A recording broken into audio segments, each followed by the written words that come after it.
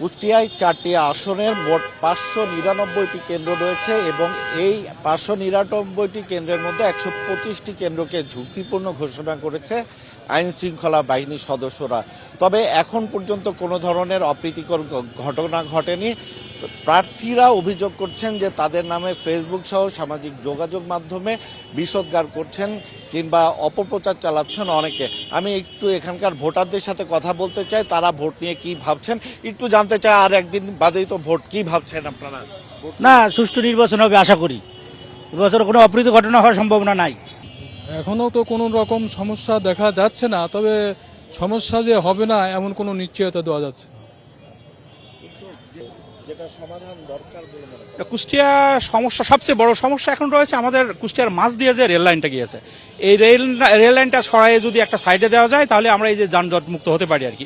এটি আমাদের প্রধান সমস্যা। আর স্বাস্থ্য সমস্যাটা অনেক অনেক বড় সমস্যা। আপনারা দেখতে পারেন যে আমাদের 250 শয্যা বিশিষ্ট যে জেনারেল হসপিটালটা রয়েছে, এটার খুব খারাপ অবস্থা। এখানে স্বাস্থ্য সেবার কোনো মানই নেই। এটাই আমাদের বড় সমস্যা। যে এবার আর একদিন বাদেই তো ভোট, কি ভাবছেন ভোট কেমন হবে?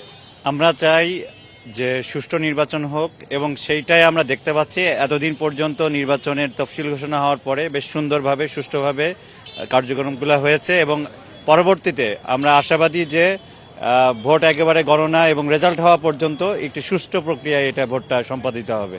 ভোট নিয়ে কোনো সংখ্যা দেখছেন? এখন পর্যন্ত কোনো সংখ্যা দেখছি না। বিগত সরকারের অধীনে যে কয়টা ভোট দেখছি আমরা তো ভোট দিতে পারিনি, প্রায় 16-17 বছর ভোট দিতে পারিনি।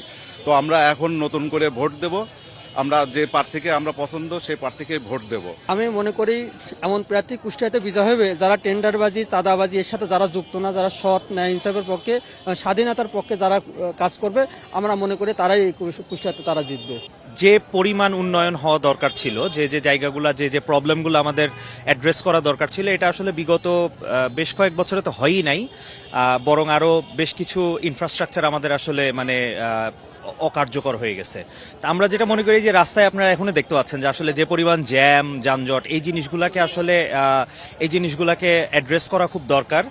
আর এটার জন্য আমাদের যে মানে আমাদের নগর ব্যবস্থার যে একটা ইনফ্রাস্ট্রাকচারাল যে একটা ডেভেলপমেন্ট, এটা আসলে খুব ইম্পর্টেন্ট আমাদের জন্য। ধন্যবাদ। শুনছিলেন যে যারা ভোটার তারা বলছেন যে এখানে সব থেকে প্রধান সমস্যা রয়েছে যানজট এবং আরও কিছু উন্নয়ন প্রয়োজন। এখানে শহরের মাঝখান দিয়ে একটি রেল লাইন গেছে, যেটি শহরের জন্য এখন ভোগান্তির বড় কারণ হয়ে দাঁড়িয়েছে। তো এসব সমস্যা যারা সমাধান করতে পারবেন, ভোটাররা সেই সব প্রার্থীকেই পছন্দ করবেন বলে জানালেন আমাদের।